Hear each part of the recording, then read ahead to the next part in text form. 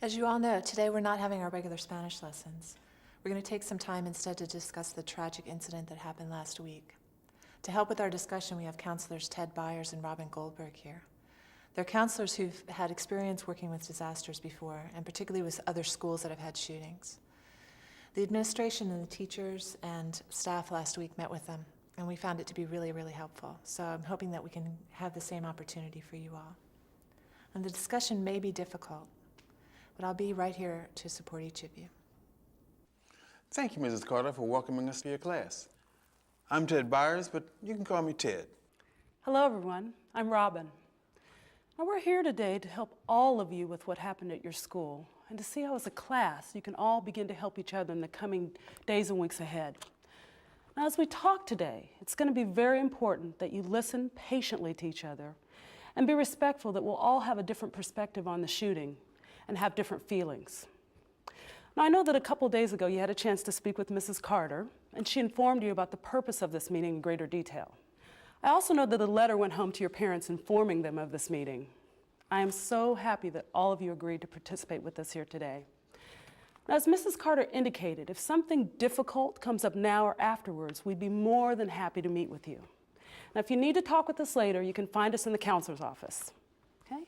So let's begin by introducing yourselves and telling what year you are in school. My name is Tanya, and I'm graduating in June. We've talked about this a lot in the past week. Do we really need to talk about it again? Good question, but hopefully this will not be the same type of talking. We aren't going to focus on your individual experiences during the shooting, but really rather how the shooting is affecting you at school, at home, with your friends, and to discuss ways to help you and your classmates. Your individual experiences are very important, but there are special ways and other settings that we can use to do this personal work. Today, we're going to focus on how you and your classmates can help each other. And I think you'll find that each of you has something to contribute. So what do you think, Tanya? I guess I'll try. Great, let's hear from the rest of the group. Hi, I'm Kara, and I'm a sophomore. I'm Angie, and this is my first year at the school, but I'm also a sophomore. I'm Anton. I'm a junior. I'm Daryl. I'm also a junior. It's good to meet all of you. And we really appreciate your being here at school today, because I know it must be really difficult just being on campus these days. Yeah, the media is the biggest problem because they won't leave you alone. It's a pain every time I try to walk to school and back. They just follow you everywhere. Even at the mall, they try to ask me questions. That's a good point, Anton, and I'm sure each of you has had different experiences with the media. Well, let's spend some time talking about how you can handle yourself in this situation. You know, many students feel they don't have any choice when some reporter sticks a microphone in their face. Sometimes the media can ask questions that you really just aren't prepared to deal with, and that can make things even worse. And that's why it's so important to discuss your experiences with a counselor, a family member, or a trusted adult before you consent to an interview. The school does understand the problem we've been having with the media, so they've set a policy of no reporters on campus. So if you see a reporter on school grounds, please inform one of the security or teachers so they can take the proper actions. And if you don't want to accept an interview when you're off campus, you have the right to refuse or to ask for an adult to be present with you. A good way to refuse an interview is to say something like, "What happened at the school last week was really serious, and I'd prefer not to talk about it right now." Why do they have to be so pushy and ask so many questions? Let's just say that the media can be very pushy, and sometimes they're just focused on getting their story out. But the media can also be very helpful after a traumatic event. They can help provide the community with important updates, and they can also help others to understand what happened at your school so that the community at large can be more sensitive to the issues raised by your parents and the staff and you students. Now, the school has been using the media to help address these issues and also clarify the facts. Yeah, my friend was in the chat room this weekend, and this guy wrote to her. He said that he was from our school and that he was going to finish the job on Friday. She was really scared, so she told her parents, and they immediately called the police. Almost everyone in our school found out about the email the next day. I didn't want to come back to school. The only reason I did was because news reported they caught the guy. And our school had an assembly on Monday to give us an update, and I think that really helped. You know, that was a scary situation. You know, your friend did the right thing to tell her parents. From our experience, concerns and rumors about something happening after an incident are quite common. And that's why it's so important to take these concerns to these school resource officers so they can take appropriate action. If needed, the school can take additional precautions or clarify what is happening. I know your principal and assistant principal have set up a system to handle these safety issues. And I was wondering, have you seen any of these changes already at your school to make it safer? There's a lot more security guards on campus, a few police cars out front. I just hope they don't try to turn this place into a jail. Well, yeah, and they're making outsiders wear visitor badges now, and they're a lot more strict on who comes on campus. I have noticed that more supervisors have been in the cafeteria lately. You've all mentioned important things that the school is doing to make our school safer. Some of these things are going to be permanent, and some of them may be temporary just for a few weeks, or unless there are new concerns. As time goes on, please feel free to come and talk to me about anything that you think might make the school safer. Great.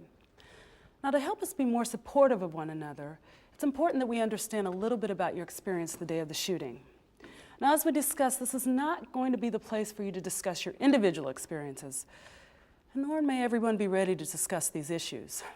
However, it's important that we understand where you were during the shooting, some of what you experienced during the shooting, and if you had any close relationships with people that died or were badly injured. Okay? I'll ask you to take a couple minutes to fill out this checklist.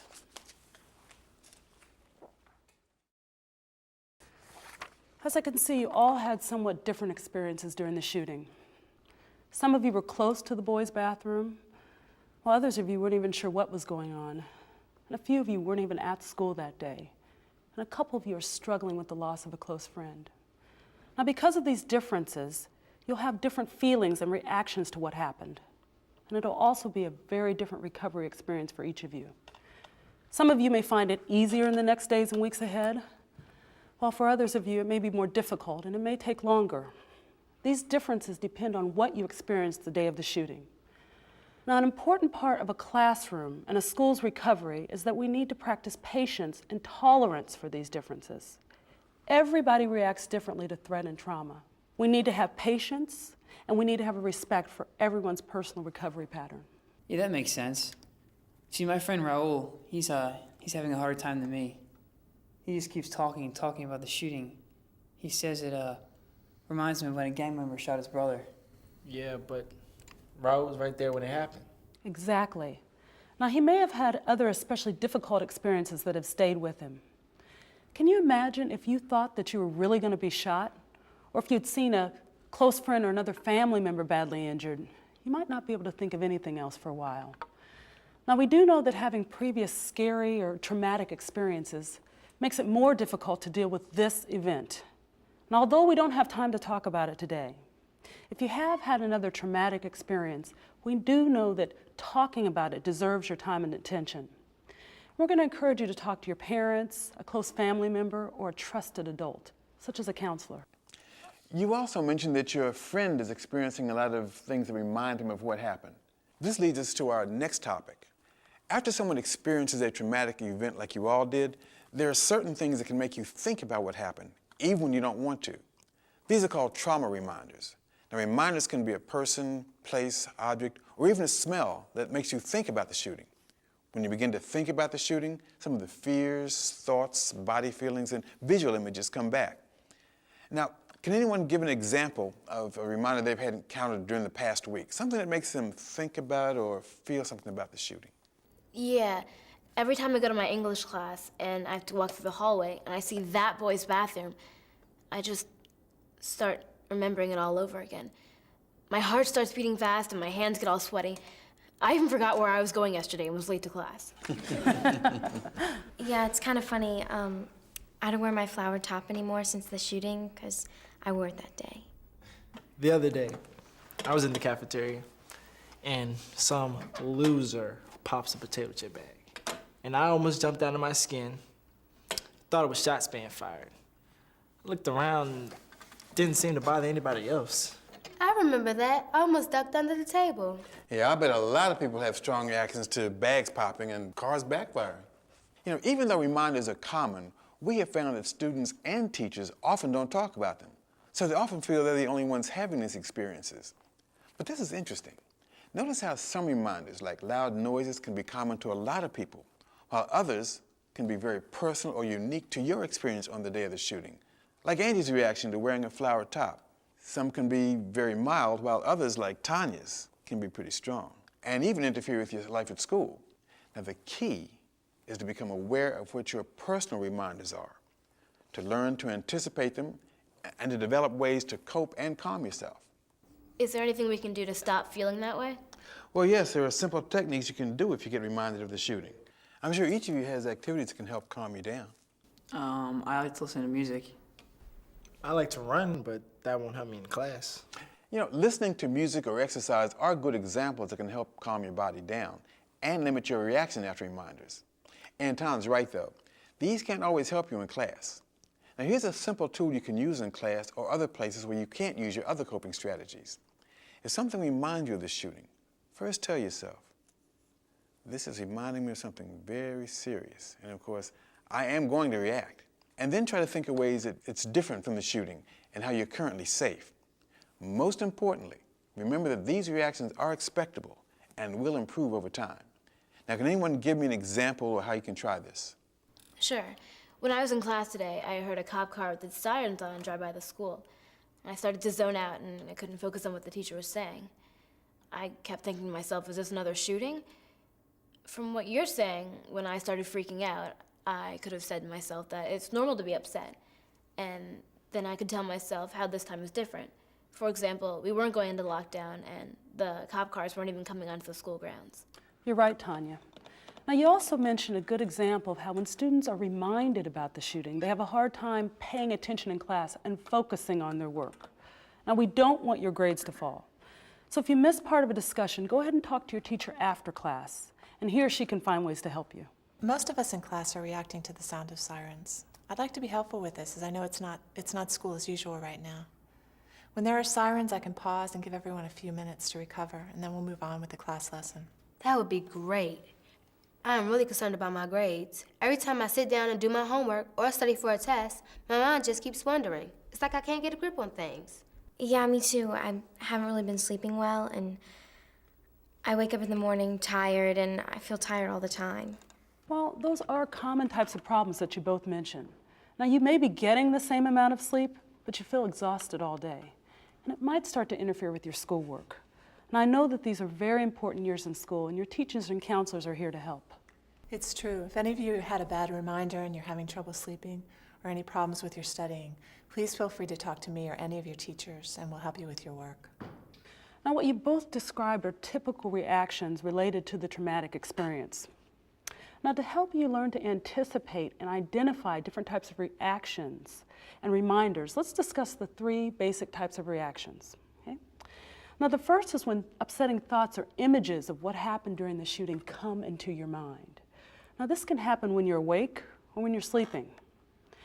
Even though you try not to think about it, it's like unfinished business. It just keeps coming back into your mind. That happens to me. I see the shooting over and over again in my head, and I try to stop myself from thinking about it, but it doesn't work. Me too. I've even had some nightmares about it. Well, that's understandable. Now, for most students, that will happen less and less over time. But for some of you who have had a difficult experience or moment, we have specific ways we can help you. Now, we're hoping to be involved with you and your school over time so that we can see how things are going and make sure that there's additional special help when needed. Now, the second type of reaction is when you try to avoid things that remind you of that day. Now, this can be people, places, situations, or even feelings and thoughts that bring up any uncomfortable memories.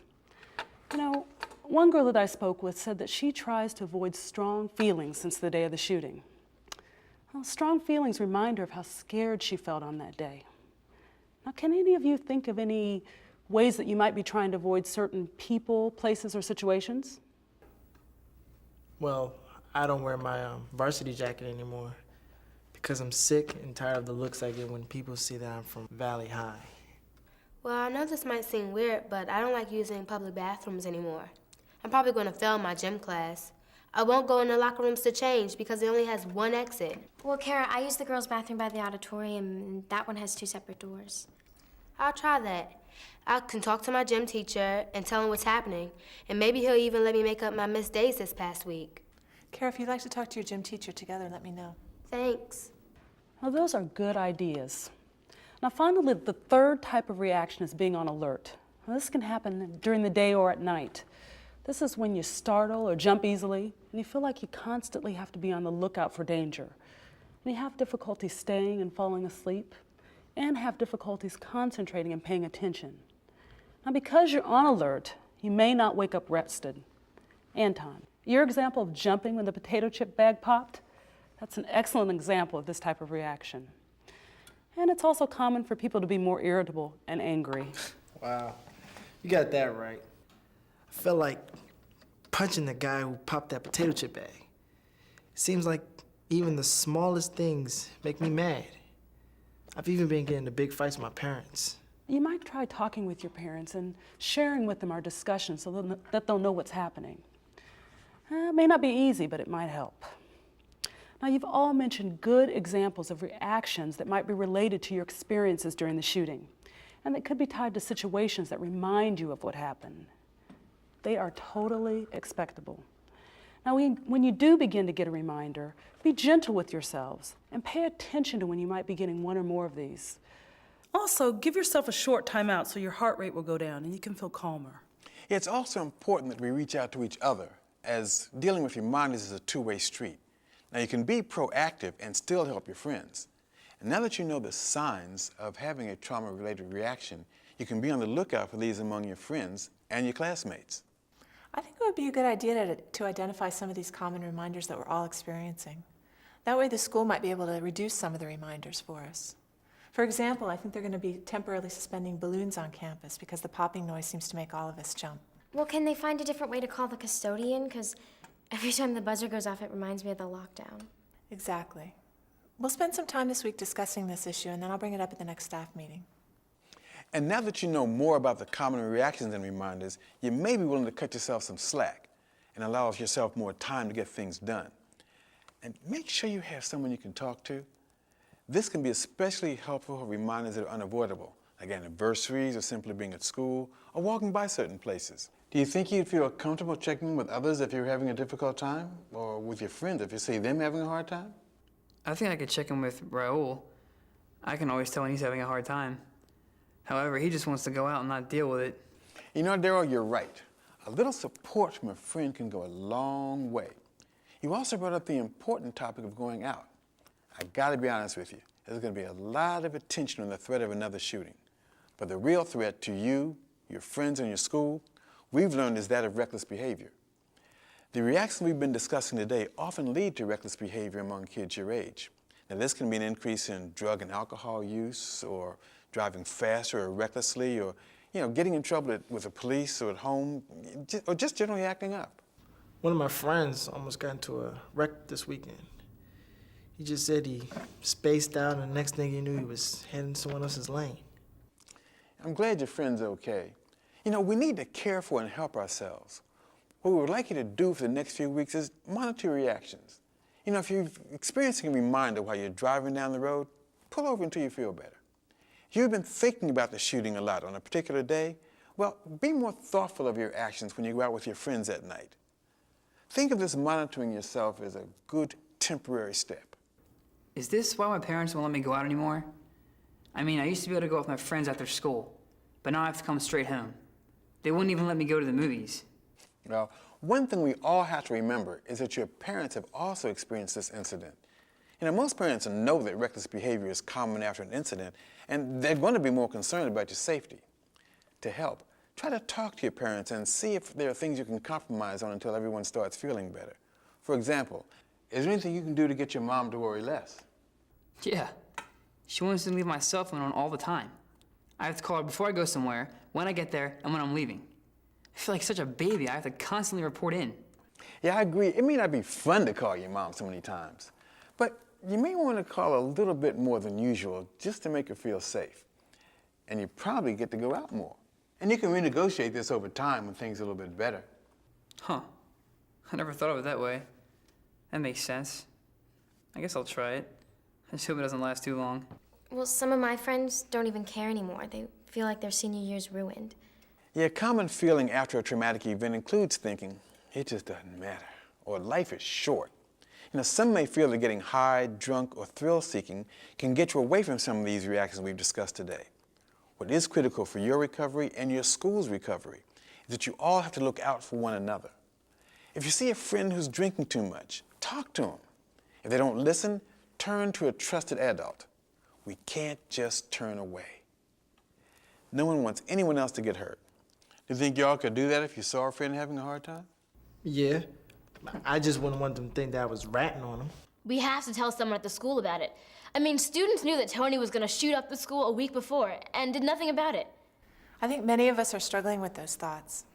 You've all raised really good issues that the school needs to work on to make sure that we keep the school safe. Let's keep our communication open so I can bring your concerns to the school resource officers and administration. Today, we've identified common reactions that many people experience after a traumatic event and how to cope with them. We also mentioned the importance of supporting each other, especially when we see others being reckless. Now, does anyone have any other questions? Thanks, Ted, and thanks, Robin. It's been really nice having you here. I also want the class to know that there'll be additional counselors on campus for the rest of the week.